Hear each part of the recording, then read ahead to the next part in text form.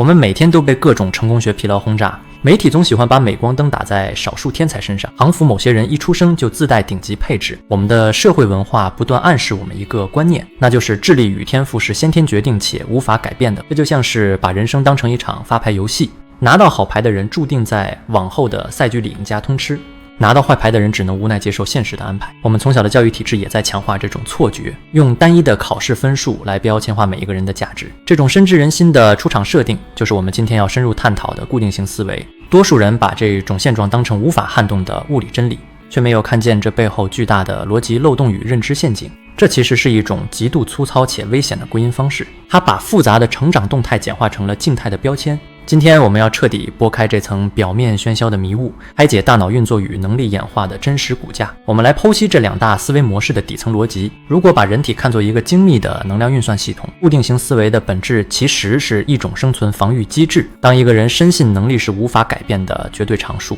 他就会把生活中的每一次挑战与任务都当成一场决定自我价值的生死压力测试。测试的目的不再是为了获取新知或扩展边界，而是为了反复向外界证明自己足够聪明，为了维持这个聪明无瑕的完美人设。系统会自动调整行为路径以规避风险。最直接的策略就是逃避未知的困难挑战，这在短期能量分配上看来似乎非常合理，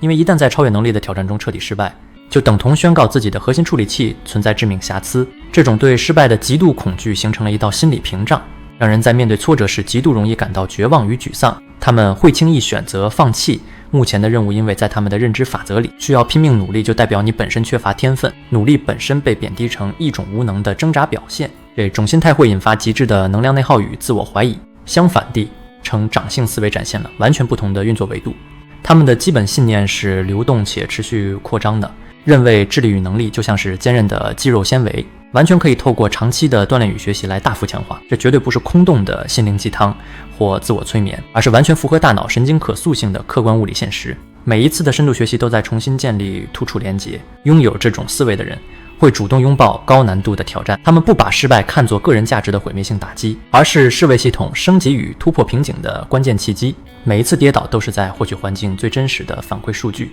他们从错误的参数中提取有用的变数，展现出极强的心理韧性与无坚不摧的恒毅力。在他们的运算逻辑中，努力从来都不是天分不足的替代品，而是通往卓越的必经之路，与基储燃料。这就像是锻造一把绝世兵器，千锤百炼绝对不是因为原始材质低劣，而是为了彻底改变内部的金属结构与排列方式。如果你也偏好这种拨开表象深入事物本质的硬核分析，帮我点个赞并按下订阅。我们继续推演更深层的系统机制。如果我们把人类的进步与进化过程拆解到无法再分割的最小运作单位，你会发现所有能力的跃升与突破都建立在一个严密的资讯修正回路之上，也就是行动产生结果，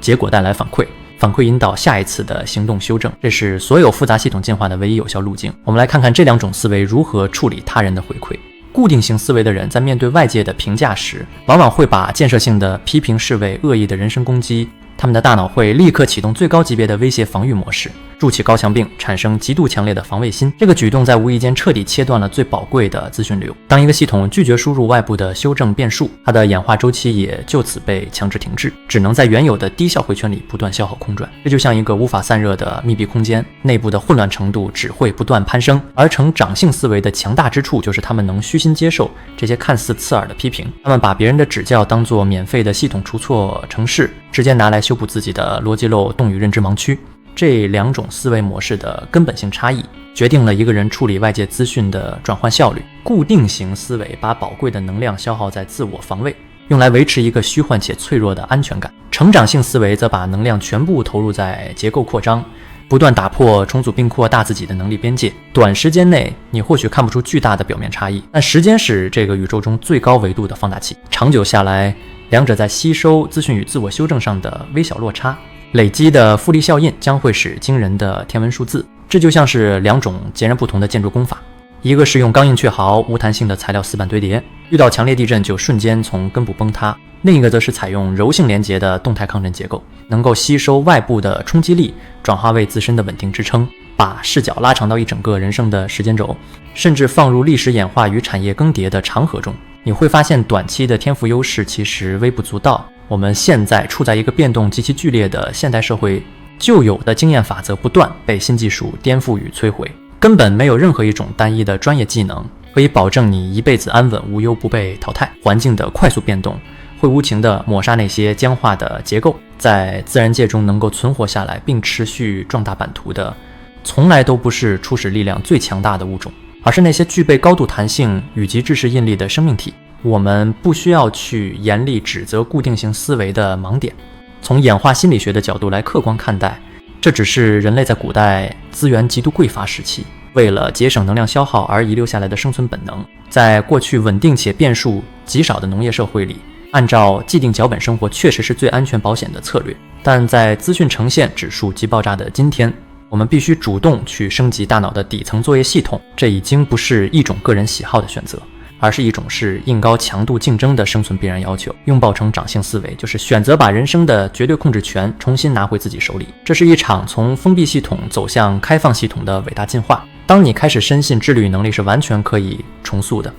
你所面对的每一个困难与巨大挫折都不再是阻挡你前进的致命绊脚石，而会全部转变成推动你向上突破的高阶燃料。你不再害怕犯错，因为错误只是优化神经演算法的必经过程，每一次的失败都是一次精准的参数调校。你觉得目前的自己在面对未知挑战与外界批评时，是偏向哪一种底层思维模式呢？这是一个值得反复辩证与深思的客观问题。欢迎在底下留言区分享你的真实观察与拆解。想看透市场喧嚣背后的真实赛局与事物运作的底层法则，现在就按下赞与订阅，并把这支影片分享给更多人看见。我是点点思维，我们下一部影片见。